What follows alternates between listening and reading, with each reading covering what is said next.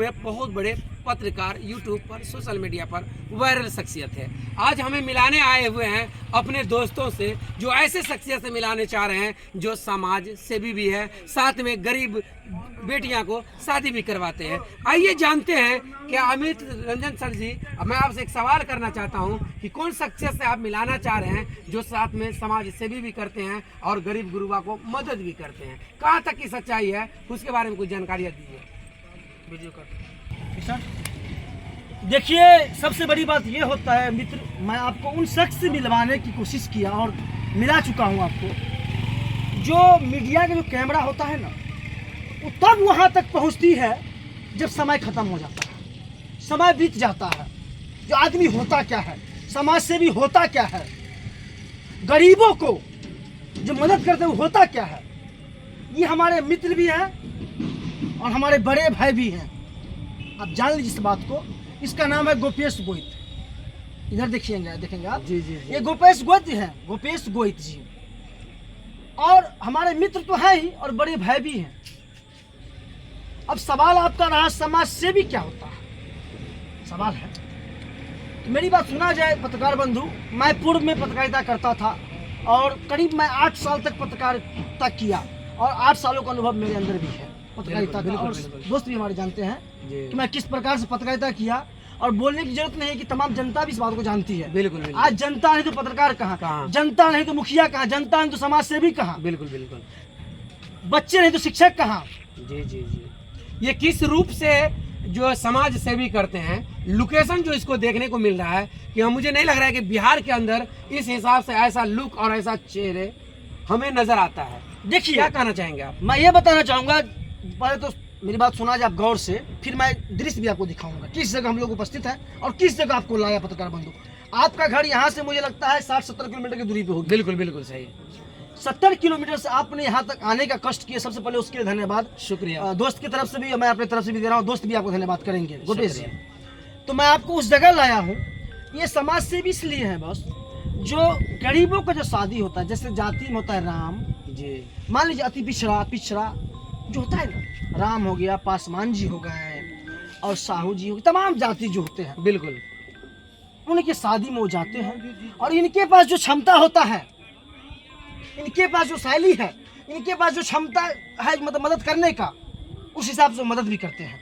ये मदद जो कर रहे हैं खुलेआम, जो है किसी की शादियां में रुपया खर्च कर देना, ये आसान बात तो नहीं है। लेकिन ये गोपनीय रुपये ये लाते हैं कहाँ से, जो इतनी बड़ी मिसाल बन चुके हैं? हाँ, तो वही चीज मैं आपको बता रहा हूँ।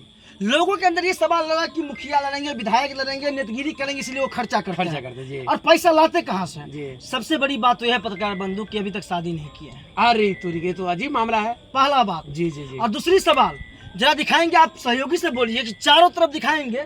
यहाँ पे जो बत्तख फार्म होता है, घुमाइए, दिखाइए आप।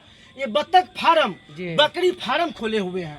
बताइए आज के दौर में। और बत्तख फार्म मतलब हैंडसम रहने के बावजूद, इतनी बड़ी जिम्मेदारी लेने के बावजूद, एक सिर्फ छोटा सा जो है बतख का फार्म, बकरिया का फार्म, मछलियां पालन कर रहे हैं। और उसका रीजन है, आपने सवाल किया कि पैसे कहाँ से लाते हैं। जी। सवाल यहाँ दो उठता है, या तो 2 नंबर धंधा आप कीजिए जी, तो पैसा आपके पास आए और समाज सेवी बनिए और नेता बनिए।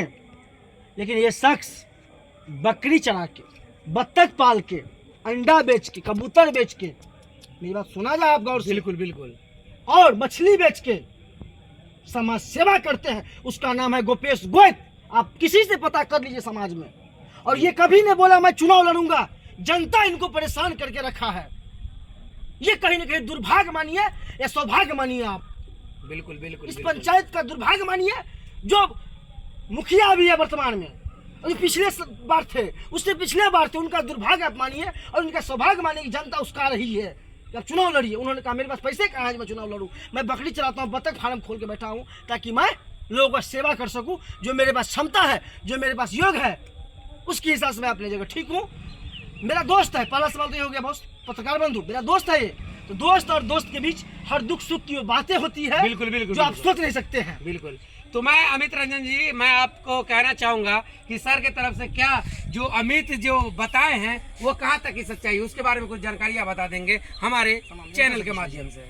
तमाम जनता से पूछ सकते हैं। हमें जोर से बोलिए, जो जोर से। बोल रहे हैं सही बोल रहे हैं। जो बोल रहे हैं वो बिल्कुल सही है। क्या इस बार आप मुखिया का चुनाव भी लड़ेंगे? देखिए, अगर जनता का आशीर्वाद रहेगा तो लड़ेंगे। देख सकते हैं कि एक जनता का प्यार रहेगा तो मैं चुनाव भी लड़ूंगा। आपके सामने बोला गया है कि आप जो है गरीब बेटियों को शादी भी कराते हैं, क्या ये सही बात है? देखिए, जितना तक संभव होता है हम लोग मदद करते हैं, शादियों में जाते हैं। जी। जहाँ तक आर्थिक सामाजिक जो भी सहयोग होता है हम लोग करते हैं। आप करते हैं?